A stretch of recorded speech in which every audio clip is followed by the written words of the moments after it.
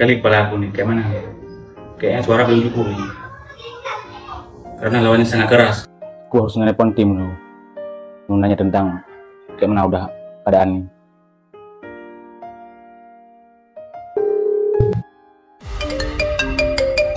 Halo. Ya Pak. Gimana ya? Ya di kantin Pak. Iya, kita harus tunggu sebentar. Ya. Harus rapat ke kantor ya. Ada rapat penting nih, pemusyawaratan kita dalam pemilihan pilkada. Baik Pak. Oke.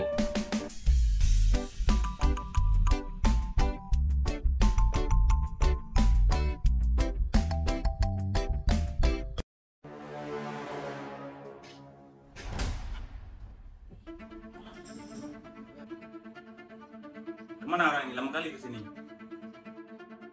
Assalamualaikum. Waalaikumsalam. Masuk.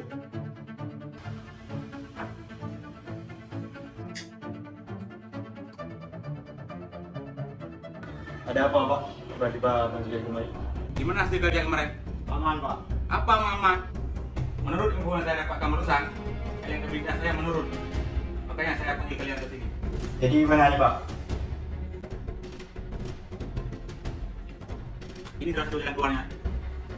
Kalian datangi rumah warga, pilih saya, kasih uangnya. Siap Pak.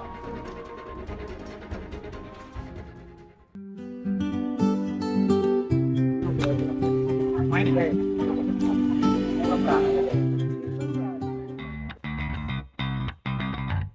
Assalamualaikum.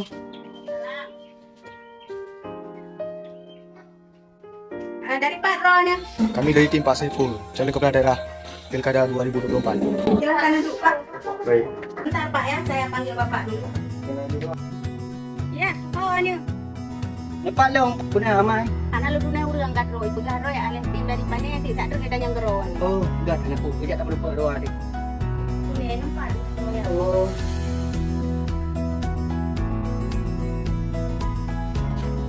Ya. Ini tujuan kamu kenal untuk mengajak drone dalam pilkadanya memilih calon kepala daerah iaitu Pak Saiful. Yang mana pilkadanya untuk pada tanggal 27 November 2020. Bersedia Iron. InsyaAllah.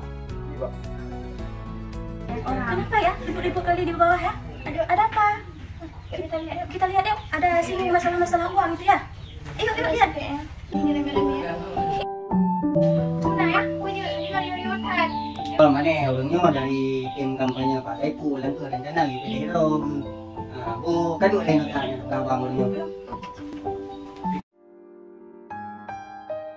Jadi menurutnya orangnya kan dari tim Pak Saiful. Pak Saiful Jona rencana dengan hero sebagai kepala daerah. Pak Tun sebagai wakil gubernur. Oh, jadi yang tim ses dari Pak Saiful ya? Nya angke tujuan orangnya di nyatanya kan ada pilih udah orangnya. Orangnya tinggal di bantu dia nak jom ini juga yang hambat baju. Kan ada orang mau tuju udah pilih Pak Saiful. Lanjut yang nanti cocok peng. Apalagi ni untuk pilih calon pemimpin saya ke depan. Lanjut dan pilih galak-galak yang di dulu-dulunya. Kan sesuai yang nanti orang galak. Kau nyala tu, orangnya kan hijau beliau lagi yang aku dah yang bantu tanya kita harus bantu nya.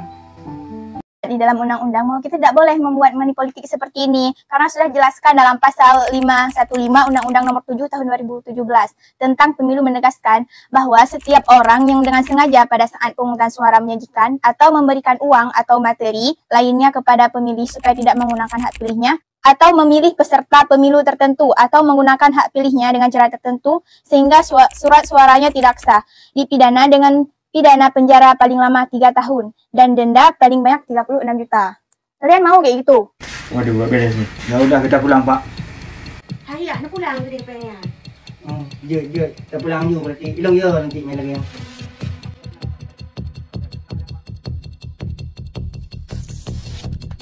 Aceh yang megah, negeri bersejarah.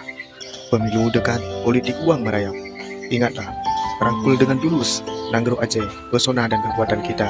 Bersama junjung perjuangan nenek moyang, bukan harta, bukan kekuasaan. Pemimpin sejati penuh dedikasi, melayani rakyat dengan tulus. Jangan biarkan korupsi mengikat hati nurani. Integritas dan keadilan kita junjung tinggi. Pilihlah bijak, jangan terbuai rayuan. Aceh adil, sejahtera bagi semua. Kita akan pilkada 2024. Doa paling penting.